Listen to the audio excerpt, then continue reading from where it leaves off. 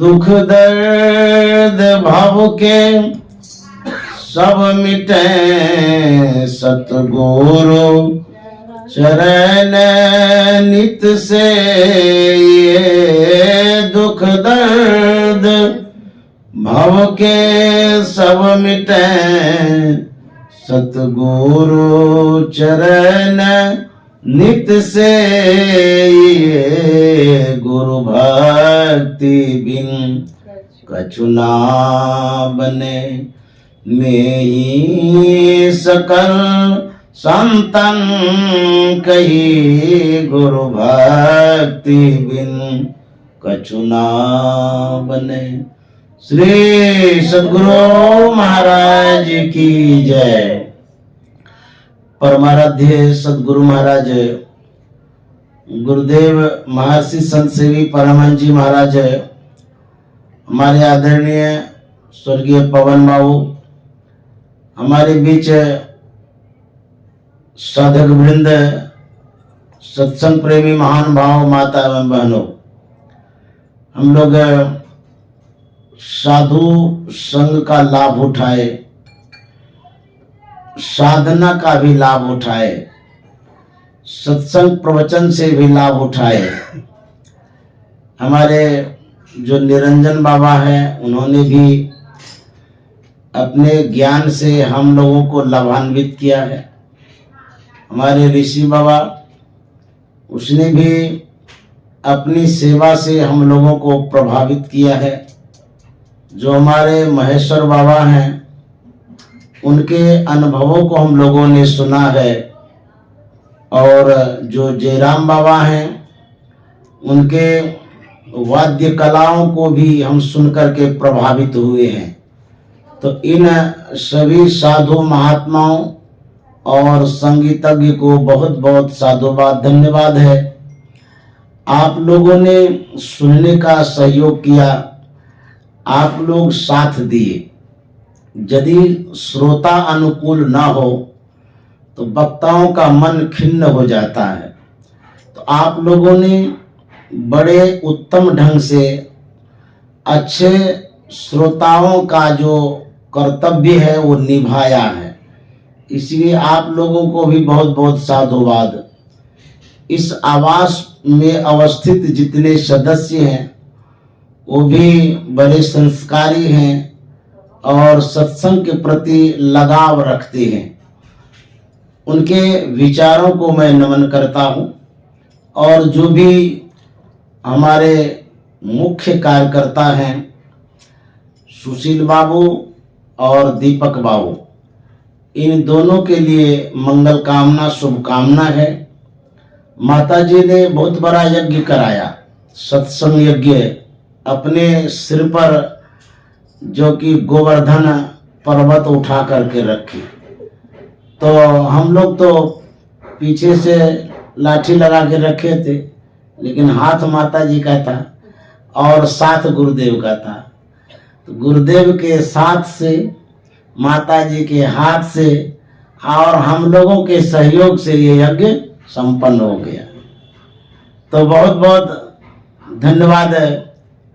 हम लोग अंतिम पाठ सुन रहे थे और रामचरितमानस का वह बहुत बड़ा ही मार्मिक प्रसंग है, उत्तरकांड का। उसमें कुछ बातें ग्राह्य है जो कि हम लोगों को स्मरण में रखना चाहिए। उसमें कहा गया है, धन्य घड़ी सोई जब सत्संगा। जब हम लोग सत्संग करते हैं, वह समय, वह घड़ी, वह टाइम, कहते हैं धन्य धन्य हो जाता है। सब समय धन्य नहीं होता है। गप करते हैं वो धन्य नहीं है, घूमते हैं वो धन्य नहीं है, खूब खाते हैं वो भी धन्य नहीं है, यत्र तत्र आप जहां तहां जाते हैं वो भी धन्य नहीं है। तब वह समय धन्य है जिस समय सत्संग होता हो। और जो नर, जो मानव सत्संग में सम्मिलित होता हुआ मानव भी धन्य है। समय धन्य है, व्यक्ति धन्य है। और गोस्वामी जी कहते हैं जहां सत्संग होता है वह जगह भी धन्य है। स्थल भी धन्य धन्य हो जाता है। तो हम लोग जो सत्संग में समय लगाए, समय का सदुपयोग हुआ। हम लोग जो शरीर को यहाँ पर रखे, इस शरीर भी सार्थक हो गया, सिद्ध हो गया।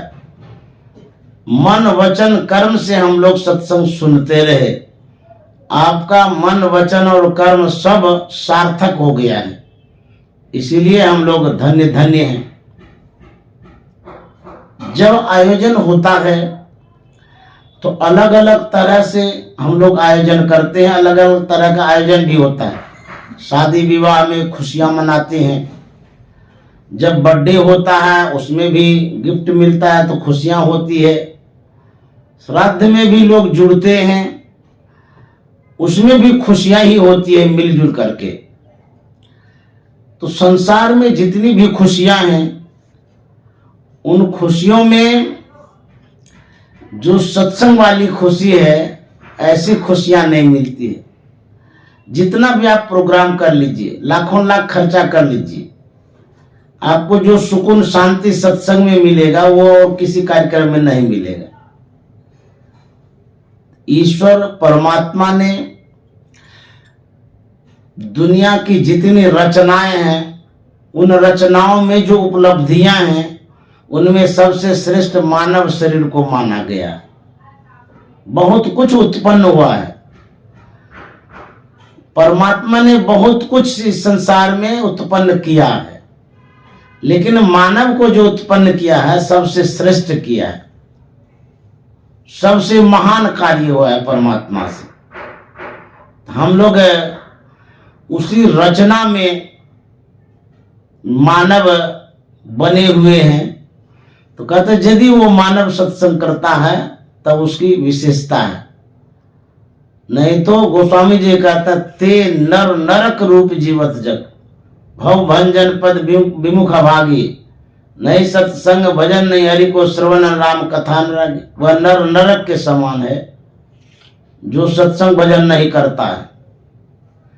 पलटू दास जी महाराज कहते हैं, नहीं मुख राम गाओगे, आगे दुख बड़ा पाओगे।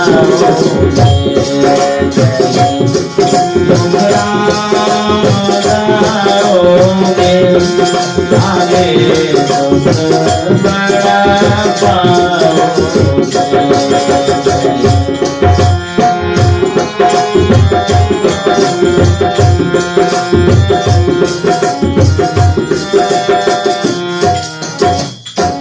ये जो कहते हैं आगे दुख बड़ा पाओगे, आगे कहाँ, नाक के आगे, आपके सामने में जो हो आगे नहीं। जब आप संसार में जीवित रहते हैं वो तो पीछे है, मरने के बाद आगे होता है। मरने के बाद जो है प्रॉब्लम होगा, परिस्थितियां आएगी, परेशानियां आएगी। क्यों ऐसा होगा? इसलिए कि अभी तो आपको हेल्प मिल रहा है, माँ का, पिता का, बेटा का, बेटी का, धन का, संपत्ति का, सब कोई आगे पीछे घोड़ा की तरह घूमते रहता है। अभी तो हेल्प मिल रहा है, अभी तो हरा हरा दिखता है, लेकिन जब मरेंगे तो कोई नहीं साथ जाएगा, अकेले रहेंगे। वहां पर बहुत मुश्किल होगा। कोई न माँ है वहां, न बाप है, न कोई परिवार है, न रुपया पैसा, कोई काम नहीं आएगा। मरने के बाद जो है दिक्कतें आएगी। इसी के लिए पलटू साहब कहते हैं, यदि आप मुंह से राम नाम ले लेंगे, मन से राम नाम गा लेंगे, यदि राम शब्द को अपना लेंगे, यह शब्द सिपाही है, यह शब्द अंगरक्षक भी है, यह शब्द आपके परलोक गमन का पार्थ है, ले जाने वाला, समझ गए, रथ हाँकने वाला। यदि इतना सा आप काम करते हैं कि राम नाम ले लेते हैं, सत्संग कर लेते हैं, यह आपके साथ जाएगा और सहयोगी भी बनेगा। उस समय आपको रोना नहीं होगा, क्योंकि आपके साथ कोई न कोई है। माँ बाप पिता तो नहीं है, लेकिन वो शब्द है राम नाम।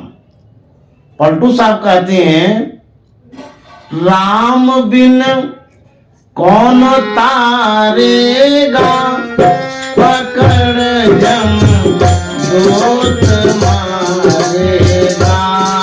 राम बिन कौन तारेगा, पकड़ जम दूत मारेगा। पकड़ जम दूत मारेगा।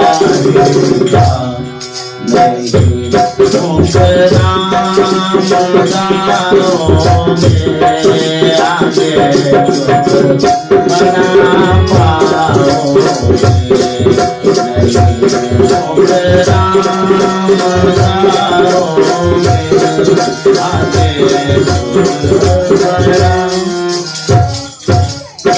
कहते राम बिन कौन तारेगा, कौन बचाएगा। यदि राम को साथ नहीं लेते हैं तो आपको कोई सहयोग नहीं करेगा, बहुत मुश्किल हो जाएगा। पलटू साहब कहते हैं भजन आतुरी कीजिए और बात में दे। आतुरी में ना जल्दी, भजन जल्दी कर लीजिए, लेकिन संसार के लोग भोजन जल्दी करते हैं, भोजन आतुरी कीजिए कर लेते हैं। पलटू साहब कहते नहीं, भजन आतुरी कीजिए और बात में देर। यहाँ तो भजन में ही देर कर लेते हैं और बात में देर नहीं करते हैं, चट से कर लेते हैं। सत्संग भजन करने के अभी क्या करेंगे न। पलटू साहब कहते हैं और बात में देर। क्यों कहते हैं? जगत में जीवन थोड़ा, थोड़े जीवन में आप बरत रहे हैं और यदि आप भजन नहीं करेंगे छूट जाएगा। तो कहते हैं मानुष तन धन जात, गोर धरी करो नहीं हो रहा। अब क्या कहेंगे? तो मैं पैर पकड़ करके कहता हूं कि भजन कर लीजिए, जल्दी कर लीजिए। कांच महल के बीच पवन एक पंछी रहता, 10 दरवाजा खुला उड़न को नित उठी जाता। भज लीजिए भगवान याई में भला अपना, आवागमन छूट जाए मिटे जन्म की कल्पना। पलटू अटक न कीजिए 84 घर फेर, भजन आतुरी कीजिए और बात में देर। इसीलिए नहीं मुख राम गाओगे, आगे दुख बड़ा पाओगे। नहीं मुख राम गाओगे, आगे दुख बड़ा पाओगे।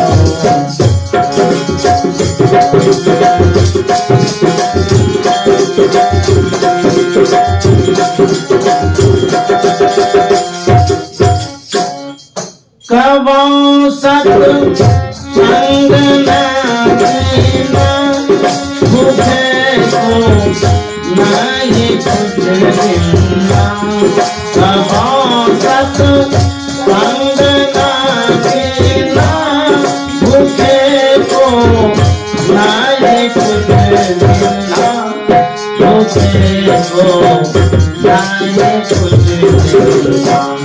माया ओ मोह में बोले, माया ओ मोह में बोले। परिवार लगी बोले, माया ओ मोह में बोले। परिवार लगी बोले।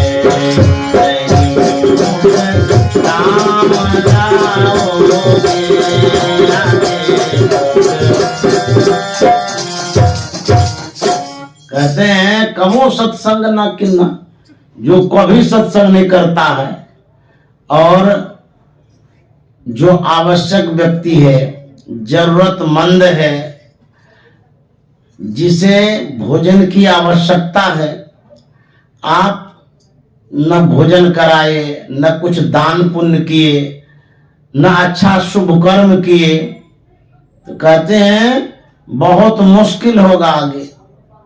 पूछे धर्मराज जब भाई आगे पूछेगा। कहते हैं माया और मोह में भूले, कुटुंब परिवार लखी फूले। कुटुंब परिवार को देख करके गौरवान्वित होते हैं, फूले रहते हैं। लेकिन ये फूलना क्या फूलना है, जब आप अकेले जाएंगे, कोई सहयोगी भी नहीं रहेगा, तो उस समय तो दिक्कत हो जाएगी। तो जो सहयोगी है उसी को साथ लेना जरूरी है। संसार के लोग संसार की वस्तुओं को प्राप्त करके उसी में भूल जाते हैं, भगवान को याद नहीं करते, भगवान से कोई नाता रिश्ता नहीं रखते हैं।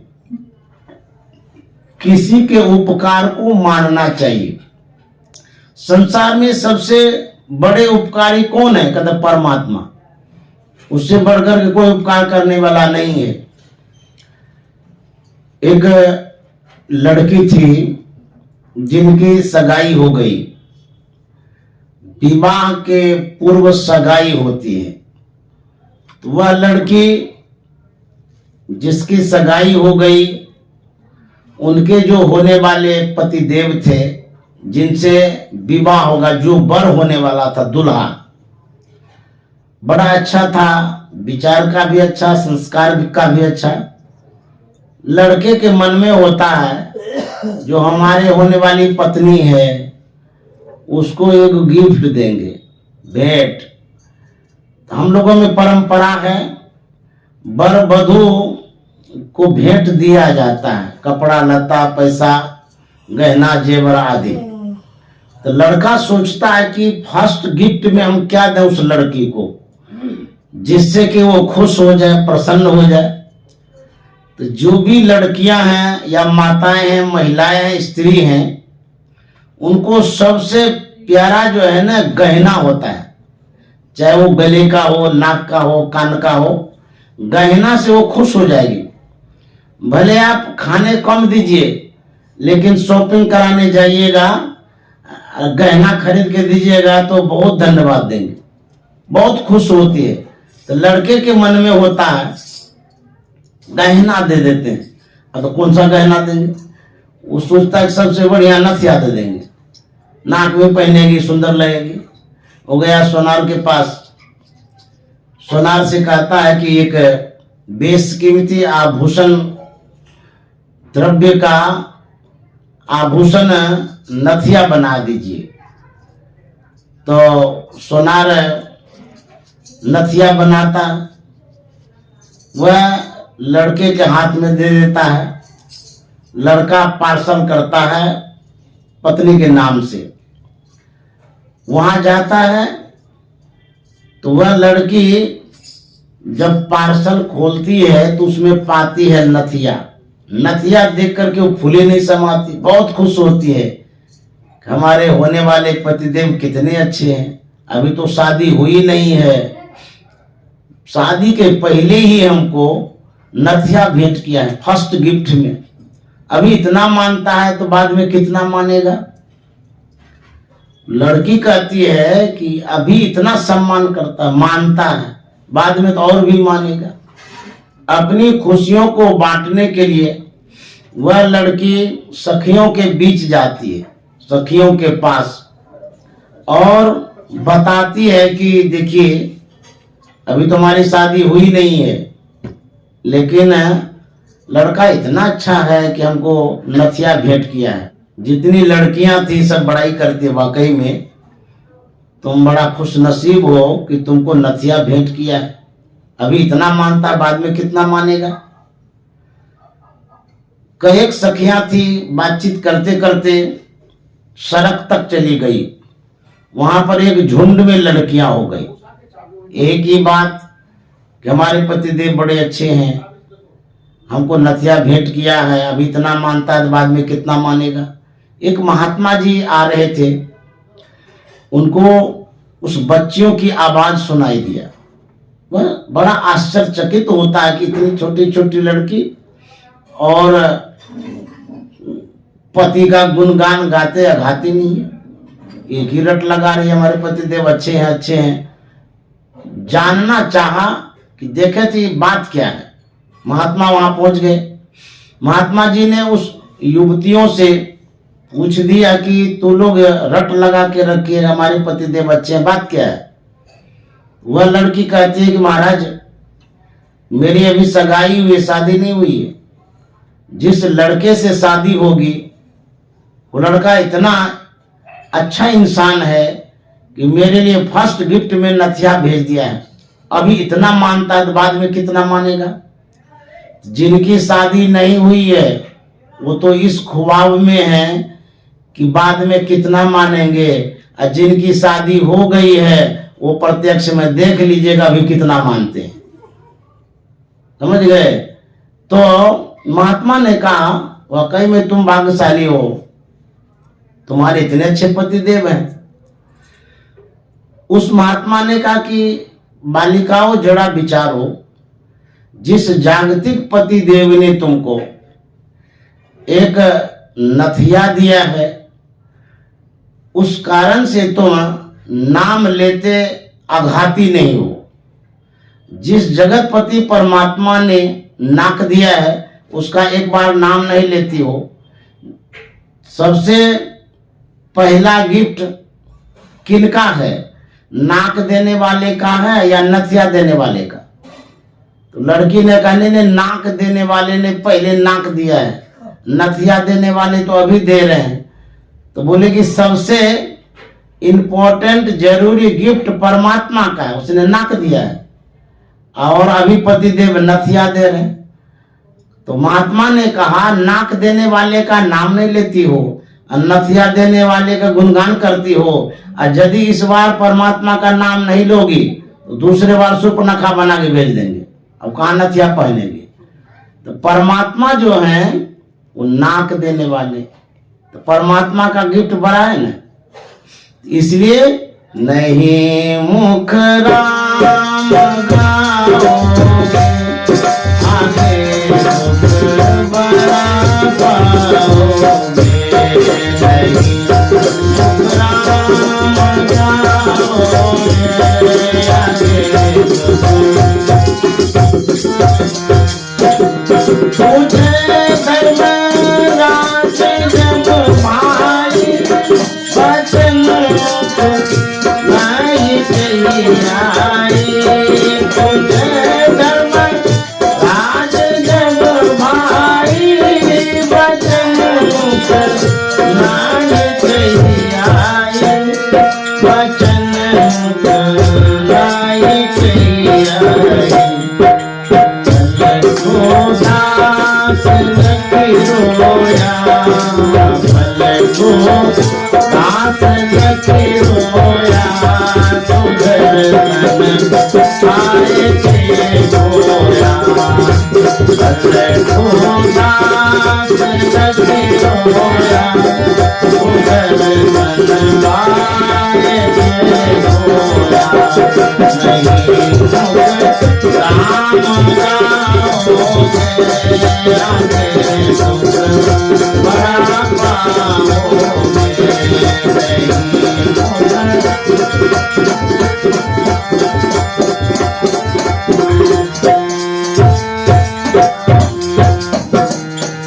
कबीर साहब के पास वैकुंठ लोक से विमान आया भगवान विष्णु के द्वारा।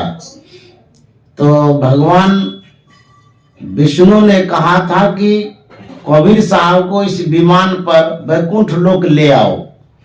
आज्ञा पाकर के पार्षद आया, कबीर साहब के पास पहुंचकर उन्होंने निवेदन किया, आग्रह किया कि आपके लिए वैकुंठ लोक से विमान आया है, आप इस पर चढ़िए और चलिए। कबीर साहब ने मना कर दिया, बोला हम वैकुंठ लोक नहीं जाएंगे। बड़ा आश्चर्य हुआ पार्षद को, वैकुंठ लोक तो बिरले कोई जाते हैं, सर्वसाधारण लोग वहां जा ही नहीं सकते हैं। जिन्होंने बहुत तपस्या किया है, पुंज एकत्रित किया है, वही वैकुंठ लोग जाते हैं। और ये कबीर साहब तो कहते हम नहीं जाएंगे। आखिर बात क्या है, क्यों नहीं जाना चाहते हैं? एक बच्चा है जिसको आप खिलौना देते हैं, वह बच्चा उस खिलौने से विशेष खिलौने का पता रखता है, तभी तो मना करता है, हम नहीं लेंगे। क्योंकि वो बच्चा कहता है कि इससे भी विशेष खिलौना होता है, हम ये खिलौना नहीं लेंगे, ये तो ठगने वाला है। तो कबीर साहब जो मना करते हैं वैकुंठ लोक जाने से, इसका मतलब है वैकुंठ लोक से भी विशेष लोक का पता है कबीर साहब को, इसीलिए उन्हें जाते हैं। पार्षद विशेष निवेदन करने लगता है, कबीर साहब रोने लगते हैं और कहते हैं कि आप जाना क्यों नहीं चाहते हैं? तो कबीर साहब ने कहा, सुन लो क्यों नहीं जाना चाहता हूं। राम बुलावा भेजिया दिया कबीरा रो, जो सुख साधु संग में सो वैकुंठ न हो। जो साधु संग में सुख मिलता है वो वैकुंठ लोक में नहीं मिलता है। इसीलिए नहीं मुख राम गाओगे, बड़ा पाओगे। नहीं मुख राम गाओगे, बड़ा पाओगे।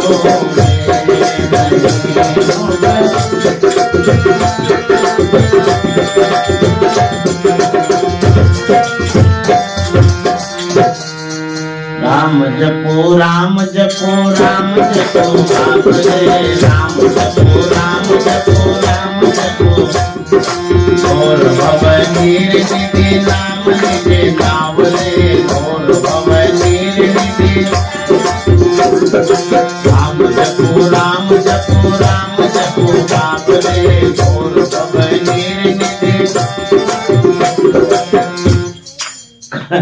कहते हैं, ए बाबरे पगले, मूढ़ अनाड़ी अज्ञानी बेसुध बेखबर व्यक्ति, तू कहां भूले हुए हो, कहां भटके हुए हो? अरे राम का नाम ले लो, यही राम का नाम काम आएगा मरने के बाद। यदि नहीं लोगे तो बहुत दुख होगा। तुलसीदास जी महाराज कहते हैं, राम नाम जो है ये नाव है, अपनी नाव, निज नाव।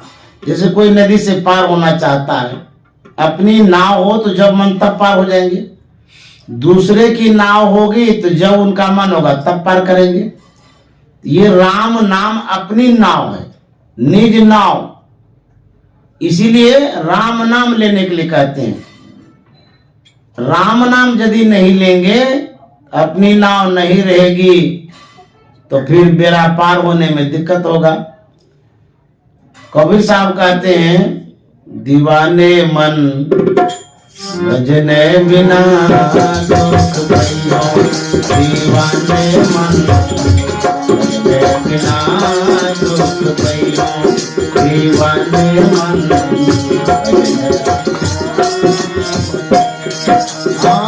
भजने बिना दुख भयो, दीवाने मन भजने बिना दुख भयो, दीवाने मन भजने बिना दुख भयो, दीवाने मन भजने बिना दुख भयो।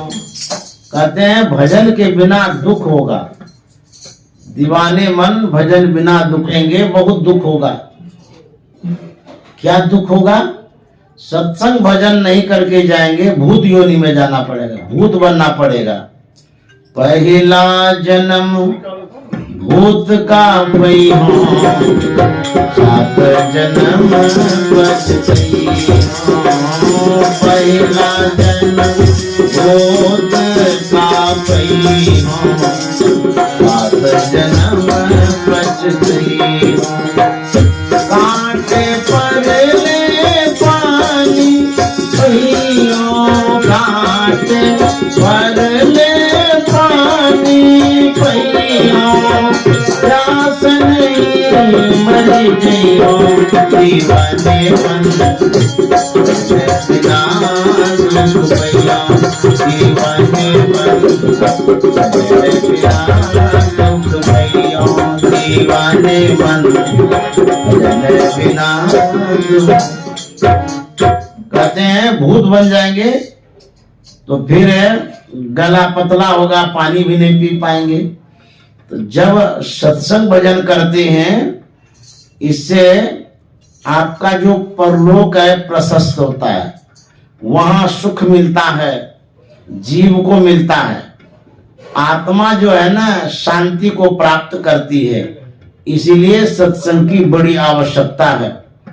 तो हम लोग 6 दिनों तक जो इस स्थल पर सत्संग किए, पवन बाबू के इस पावन आवास पर हम लोग ध्यान साधना किए, उनकी यादों में हम लोग 6 रोज तक रहे और उन्होंने जो रास्ता बताया उस रास्ते पर हम लोग चले। जिस तरह से वो सत्संग भजन करते रहते थे, करवाते भी थे। इस आवास पर वर्षों से यह कार्यक्रम चलते आ रहा है, तो हम लोगों को भी उनसे सीख लेकर के इस रास्ते पर चलते रहना चाहिए। संसार में धन बहुतों के पास होता है, लेकिन धर्म सब कोई नहीं कर पाते। और जो धन है उसकी गति के विषय में सुन रहे थे। 3 गतियां होती है धन की, जिसे आप धन समझते हैं उसकी 3 गति है। पहली गति है कि उसको भोग कर लीजिए, खा लीजिए, पहन लीजिए, आराम कर लीजिए, इसको कहता है भोग। दूसरी गति है दान कर दीजिए, धर्म में लगा दीजिए, पुण्य कर लीजिए। दान अवश्य करना चाहिए। दान देने की प्रवृत्ति रहेगी तो आपको उसके बदले आशीर्वाद मिलेगा, पुण्य मिलेगा और परलोक में आपको सहयोग मिलेगा। गुरु महाराज के विषय में हम लोग जो सुनते हैं, कहीं मंदिर में जाते थे तो दान करते थे। जैसे एक बार दार्जिलिंग गए, भगवान बुद्ध के प्रतिमा के पास जब गए, वहां पर दान पेटी थी। गुरु महाराज ने कहा था अपने सेवकों से कुछ पैसा निकाल करके इसमें डाल दीजिए। गुरु महाराज ने दान किया। कटिहार में कॉलेज बन रहा था, उसके लिए गुरु महाराज ने 50 रुपया दान किया था। कुप्पा घाट में जो सत्संग हॉल बन रहा था, उसके लिए भी गुरु महाराज कुछ पैसा उसमें डालते थे बक्सा में। यह प्रवृत्ति है, दान की प्रवृत्ति।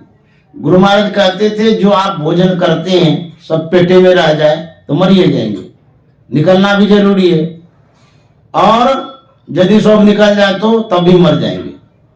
उसी तरह से जो धन आपके पास आता है विविध तरह से, उस धन को यदि धर्म में लगाते हैं तो जो आपके कारोबार रोजगार में त्रुटियां हो जाती हैं, आप शकुन कह लीजिए, तो वह सब कट जाता है। तो दान में लगाने के लिए गुरु महाराज कहा करते थे दान करना चाहिए। आप लोग बहुत अच्छा करते हैं, सत्संग कराते हैं, यह भी एक दान है, ज्ञान दान। और साधु महात्मा को भी दान देते हैं, ये बहुत अच्छा काम करते हैं। और एक कवि ने कहा है कि पानी बाढ़े नाव में, घर में बाढ़े दाम, 2 हाथ उलीचिए ये सयानो काम। जो सयाना व्यक्ति, होशियार व्यक्ति है, वो क्या करता है, घर में जो पैसा आता है उसको सत्संग में, सत्कर्म में, सत्धर्म में आंशिक रूप से लगाता है। यदि नहीं लगाएगा तब क्या होगा, नाव में पानी आता है तो जो कुशल नाविक है पानी को उलीचता है। यदि नहीं उलीचे, बाहर नहीं फेंके तो नाव डूबेगी अधिक पानी से, नाविक भी डूबेगा, जो नाव पर सवार यात्री है वो भी डूबेगा। उसी तरह से घर परिवार में जो आपके पास धन आता है उसको दान पुण्य में लगाइए। कुप्पा घाट में जो सत्संग प्रेमी आते हैं वो बक्सा में डालते हैं पैसा। छोटी छोटी बच्चियां सब रहती है, बच्चे रहते हैं, उनको मैंने देखा, मम्मी हम भी देंगे गुरु महाराज के बक्सा में पैसा, हमको भी दो। वो मांग मांग करके उसमें डालता है, नहीं देता तो जिद करके कहता है हमको दो, हम भी डालेंगे, तू भी तो डाली है। देखिए कितना अच्छा संस्कार है। इस तरह से हम लोग बच्चों को भी संस्कारित करते हैं। जब मैं दूर शहर में जाता हूं, कहीं कहीं मैं देखता हूं जो बूढ़े बुजुर्ग परिवार के श्रेष्ठ जन होते हैं, वो रुपया अपना चढ़ाते हैं साधु महात्मा को। उसके बाद जितने सदस्य होते हैं घर के सबको बोलते हैं कि आप भी चढ़ाइए। जब मैं कहता हूं कि आप तो इतना चढ़ाई दिए हैं, उन लोगों को क्यों कहते हैं चढ़ाने के लिए, तो ढेरी तो हो गया, वे नहीं समझते हैं। इन लोगों को आदत लगेगा ना तब साधु महात्मा को चढ़ाएंगे। ये लोग अपना पॉकेट मनी रखता है, अब बाजार में जाकर के गुपचुप खाता है और ये चढ़ाता और आता नहीं है, खाली पेट भरने में लगा रहता है।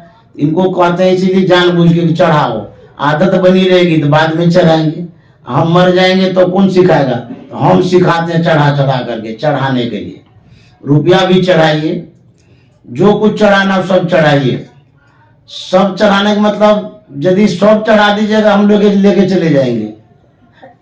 हमारे गुरुदेव कहा करते थे वित्त बचा करके दान करना चाहिए, सर्वस्व दान करिएगा, हम लोग तो अमीर हो जाएंगे, आप लोग गरीब हो जाइएगा, सब हमारे पास आ जाएगा। तो थोड़ा थोड़ा दान करिए, बचा बचा करके सबसे करवाइए। मैं भी करता रहता हूँ, कहीं न कहीं मंदिर में जाता हूँ, कुप्पा घाट में भी कर देता हूँ, कभी कभी साधु महात्मा को भी दे देता हूँ। इसलिए कह रहा हूँ यह प्रवृत्ति आपको बहुत कुछ देगा। ये मत समझिएगा कि बाबा लोग आए हैं सिखा रहे हैं दान करने के लिए, ये लोग लेके चले जाएंगे, ऐसी बात नहीं है। आप कहीं भी दान करिए, किसी को दे दीजिए, लेकिन दान करिए। दान करने से आपको एक दीजिएगा तो अनेक मिलेगा। ऐसा मैंने प्रैक्टिकल में भी किया है, उतना अब नहीं बताऊंगा क्योंकि सब बता देंगे तो सब आप दे दीजिएगा। तो मैं पवन बाबू को नमन करता हूँ, उनके परिवार को भी साधुवाद देता हूँ। ऐसे ही आप लोग सत्संग कराते रहिए, भजन करते रहिए, और यदि आपके पास समय होता है, व्यवस्था होती है, तो बाहर से साधु महात्मा को भी बुला करके कराइए, जैसा कि आज संपन्न हो रहा है। इसी तरह से कराते रहिए, ही साथ जाएगा और कुछ साथ नहीं जाएगा। मरने के बाद पवन बाबू क्या लेके गए, साथ नहीं जाएगा, इसीलिए जो सत्संग किए ही साथ जाएगा। हमारे जितने टीम के लोग हैं उन्होंने सहयोग किया, साथ दिया, साधना में भी, सत्संग में भी, भजन कीर्तन में भी। मैं उन लोगों को भी नमन करता हूँ, प्रणाम करता हूँ। श्री सद्गुरु महाराज की जय।